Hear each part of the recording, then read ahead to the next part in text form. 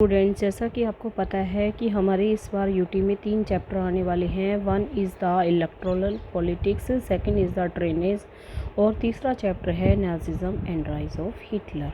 तो आज हम स्टार्ट कर रहे हैं Nazism and rise of Hitler. बेटा, इस चैप्टर में आपको हिटलर के बारे में, हिटलर की स्टोरी पढ़ाई जाएगी। जैसे आपने पहले चैप्टर में पढ़ा था लुईस 16 के बारे में, जो कि फ्रांस का राजा था। फिर आपने रशियन रेवोल्यूशन में पढ़ा था जार निकोलस के बारे में, क्योंकि वो रशिया का रूलर था। तो अभी हम पढ़ेंगे हिटलर के बारे में। मैंने आपको कई बार बताया है कि गवर्नमेंट है पूरे देश के अंदर, जो वर्ल्ड में जो गवर्नमेंट होती है वो 3 टाइप्स की होती है। एक तो होती है डेमोक्रेसी, डेमोक्रेसी जैसे कि हमारे देश में है। फ्रांस में आपने पढ़ा था लुईस 16 राजा था। रशिया में आपने पढ़ा था कि जार निकोलस राजा था, तो वहाँ थी मोनार्की। अब जो हिटलर है ना बेटा, ये हिटलर है, डिक्टेटर है। डिक्टेटर कैसे है? हिटलर ने अपनी सेना ले जाकर जर्मनी है उस पर कब्जा कर लिया, जर्मनी को अपने कब्जे में ले लिया। तो आप देख रहे हैं इस चैप्टर में हम किसकी स्टोरी पढ़ेंगे? हिटलर की स्टोरी पढ़ेंगे। और ये कौन से देश की स्टोरी है? जर्मनी की। ठीक है बेटा, तो मैं अभी स्टार्ट कर रही हूँ without waste your time.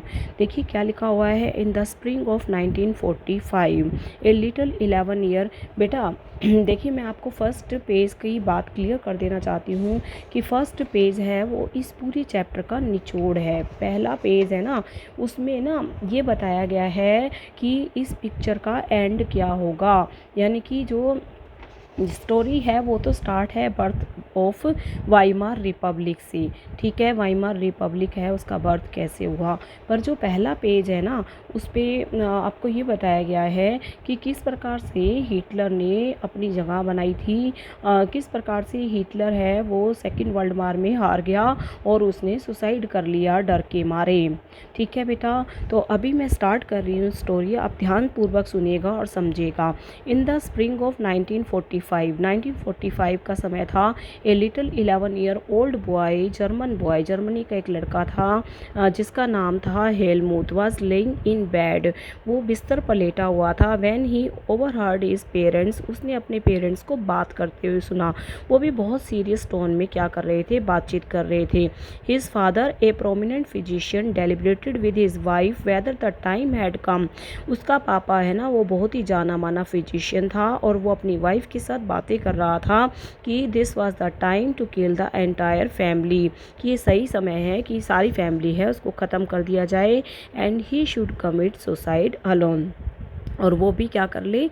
Suicide कर ले। His father spoke about his fear of revenge. उसके पापा ने बात की कि उनको डर लग रहा है कि कोई उनसे बदला लेना चाहता है। कौन? क्योंकि ये जो हेलमुथ का पापा था वो बेटा नाजी था, नाजी था। नाजी पार्टी किसकी पार्टी थी? हिटलर की पार्टी थी। अब डर लग रहा था उसके पापा को, कहीं अलाइज है ना, will to do us what we did to crippled and Jews. मतलब बेटा जो नाजी थी ना, नाजी पार्टी थी, वो हिटलर की पार्टी थी और हिटलर की पार्टी से जितने भी लोग जुड़े हुए थे वो नाजीज कहलाते थे। ठीक है बेटा, तो इन्होंने क्या किया था? देखिए, नाजी हैं यानी कि हिटलर है, वो ज्यूज़ को अपना दुश्मन मानते थे। मतलब ज्यूज़ को अच्छा नहीं मानते थे, उनके साथ वो बुरा करते थे। तो उन्होंने इस जो भी इस पार्टी से जुड़े हुए थे, नाजी पार्टी से यानी कि हिटलर से, वो ज्यूज़ का बुरा करते थे। तो अब उनको डर लग रहा था कहीं ये वापस हैं, क्योंकि अब पावर में ये लोग आ चुके थे, तो उनको डर लग रहा था कि कहीं ऐसा ना हो कि ये हमें मार दें। नेक्स्ट डे ही took Helmuth to the woods, और अगले ही दिन वो हेलमुथ को लेकर जंगल में चले गए, और जहाँ पर लकड़ियाँ होती हैं, जहाँ पर बहुत सारे पेड़ पौधे होते हैं, वहाँ पर लेकर हेलमुथ को चले गए। Where they spend their last happy time together, जहाँ पर उन्होंने बहुत अच्छा समय साथ गुजारा। सिंगिंग ओल्ड चिल्ड्रन सॉन्ग्स, उन्होंने पुराने समय में जो बच्चों के सॉन्ग्स थे, ओल्ड चिल्ड्रन सॉन्ग्स हैं, वो गाए। Later Helmuth father shoot himself in his office, और उसके बाद हेलमुथ के पापा ने अपने आप को ऑफिस में शूट कर लिया। हेलमुथ remember that he saw his father bloody uniform being burnt in the family fireplace. Helmuth को याद थी कि उसके पापा हैं जो ऑफिस में जिन्होंने अपने आप को शूट किया था, उनकी जो ब्लडी खून से लथपथ है वो जो कपड़े हैं वो उसकी आंखों के सामने थे और वो बहुत डरा हुआ था। So terrorised was by what he had overheard and what had happened. जो सब उसने सुना था कि उसके पापा जो बात कर रहे थे उसकी मदर से कि अब टाइम आ गया है सारे परिवार को ख़त्म करने का और ख़ुद भी सुसाइड करने का, तो वो सारी बातें उसको याद थी। और जो हुआ उसके पिता ने जो अपने आप को शूट करके मार दिया, वो सारी बातें उसको याद थी। दैट ही रिएक्टेड, उस बातों पे उसने कैसे रिएक्ट किया। उसने रिफ्यूज़ कर दिया घर पे, अगले 9 साल तक खाना नहीं खाया घर पर। ही वॉज एफ्रेड, वो बहुत डर चुका था कहीं उसकी माँ उसको खाने में पॉइजन मिलाकर ना दे दे। बेटा बहुत ही अच्छी स्टोरी है हेलमुथ की। Although Helmuth may have not realised all that it meant, Helmuth को नहीं पता था कि उसके पापा हैं वो नाजी थे और किसके सपोर्टर थे, अडोल्फ हिटलर के। बेटा हिटलर का पूरा नाम है अडोल्फ हिटलर। बेटा many of you will now know something about, आज हम इस चैप्टर में आपको नाजीज के बारे में, अडोल्फ हिटलर के बारे में बताएंगे। You probably know of Hitler determination to make Germany, आपने सुना होगा कि जो हिटलर है ना उसकी जो इच्छा थी वो जर्मनी को कब्जे में करने की थी। इवन वो सारे यूरोप को अपने कब्जे में करना चाहता था। कॉन्करिंग का मतलब होता है जीतना। You may have heard that he killed Jews, जैसा कि मैंने आपको बताया नाजी और अडोल्फ हिटलर की जो पार्टी थी नाजीज पार्टी, और नाजी जो लोग थे वो सारे ज्यूज़ को मारना चाहते थे। But Nazism was not one और two isolated act, it was a system, a structure of idea of the world and politics. तो हम देख रहे हैं कि नाजी के पापा ने खुद को मार लिया क्योंकि उनको डर था कहीं उनको ज्यूज़ हैं या क्रिपल लोग हैं वो मार ना दें। ये सब क्यों हुआ देखिए बता रहा है मई 1945। आपको पता है सेकेंड वर्ल्ड वार शुरू हुआ था 1939 में, ख़त्म हुआ था 1945 में। तो 1945 में जर्मनी ने सरेंडर कर दिया, किसके सामने, अलाइज के सामने सरेंडर कर दिया, एंटिसिपेटिंग व्हाट वाज कमिंग, क्योंकि उनको पता चल चुका था कि अब उनका खेल ख़त्म हो चुका है।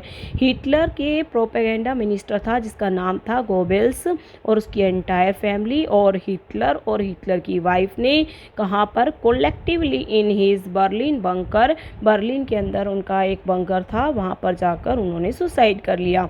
At the end of the war, जब 1945 में युद्ध सेकेंड वर्ल्ड वार ख़त्म हुआ तो एक इंटरनेशनल मिलिट्री ट्रिब्यूनल है न्यूरमबर्ग में सेटअप की गई ताकि वो ऐसे लोगों को मार सकें जिन्होंने क्या किया है, जिन्होंने जो मजबूर लोग हैं ज्यूज़ हैं जिनको मारा है और जो ह्यूमैनिटी है उसके अगेंस्ट क्राइम किया है।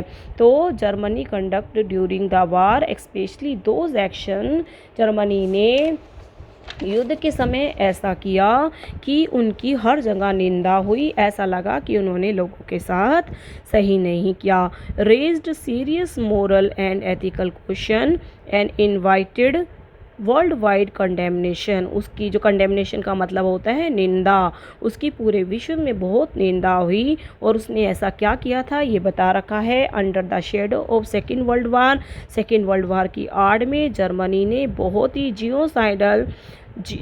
जिनोसाइडल वार यानी कि बहुत ही विनाशकारी युद्ध किया था। उसने बहुत सारे लोगों को मारा था। नंबर ऑफ पीपल किल्ड, कितने मिलियन ज्यूज़ को मारा था, 6 मिलियन, और 2 लाख जिप्सीज हैं इनको मारा था। जिप्सी भी है ना लोग, एक तरह के लोग होते हैं। 1 मिलियन पोलिश सिविलियंस को मारा था। 70,000 जर्मन्स को मारा था हु वॉज कंसिडर्ड मेंटली और फिज़िकली डिसेबल्ड, जो कि मेंटली और फिज़िकली डिसेबल थे। और उसने क्या किया था, उसने क्या इनको मारने के लिए क्या बनाए थे, गैसिंग सेंटर बनाए थे, किलिंग सेंटर बनाए थे। और न्यूरमबर्ग ट्रिब्यूनल है सेंटेंस्ड ओनली जो ट्रिब्यूनल थी उसने 11 लीडिंग नाजीज को मौत की सज़ा सुनाई थी। Many others were imprisoned for life, बाकी सबको है वो पूरी उम्र कैद की सज़ा सुनाई गई थी।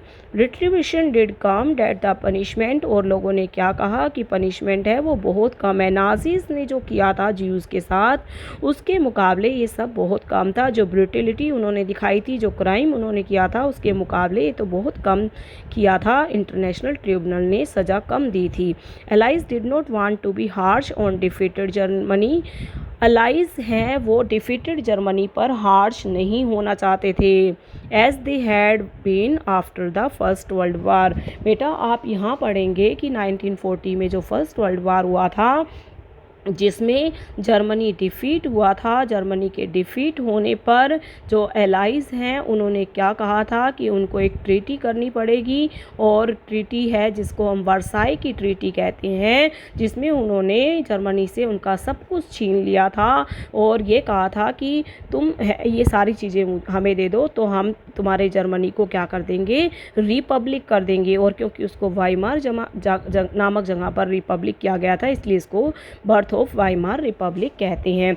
तो इस सेकेंड वर्ल्ड वार में कहना चाह रहा है कि एलाइज हैं वो डिफीटेड जर्मनी पे उतने हार्श नहीं होना चाहते थे जितने फर्स्ट वर्ल्ड वार में हुए थे। तो फिर हम ये देखेंगे कि ऐसा क्या हुआ था। Everyone came to feel to rise of Nazi Germany. हम पढ़ेंगे किस तरह से नाजीज लोग हैं जर्मनी में अपनी पहचान बनाए, किस तरह से है अडोल्फ हिटलर है वो जर्मनी का डिक्टेटर बना था, और हम पढ़ेंगे कि किस प्रकार से फर्स्ट वर्ल्ड वार में जर्मनी के साथ है वो बुरा हुआ था और उसके क्या प्रभाव हुए थे। बेटा ये चैप्टर बहुत ही अच्छा है जिसको हमें हिटलर की स्टोरी की तरह ही पढ़ना है। अगर हम चैप्टर को, हिस्ट्री के चैप्टर को स्टोरी की तरह पढ़ेंगे तो हम फ़ायदे में रहेंगे। अभी स्टार्टिंग में मैंने आपको जो पेज बताया है वो पूरे इस चैप्टर का निचोड़ है। अभी मैं स्टार्ट करूंगी कल से इस चैप्टर की story, birth of Weimar Republic. मैं आपको बताऊंगी कि हिटलर है ना बेटा, उसकी एंट्री तो बहुत बाद में हुई है। आप देख पा रहे होंगे हिटलर का जन्म है 1889 में ऑस्ट्रिया में हुआ था, और हिटलर की जो यूथ है वो बहुत ही गरीबी में गुजरा था, और किस प्रकार से फर्स्ट वर्ल्ड वार में तो वो आर्मी में उसने अपने आप को इनरोल ही किया था।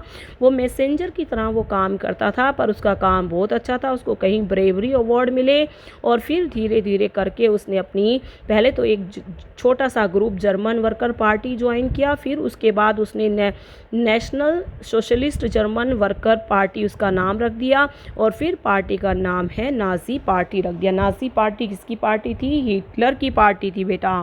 ठीक है, तो हम बहुत अच्छे से इस चैप्टर को पढ़ेंगे। थैंक यू बेटा।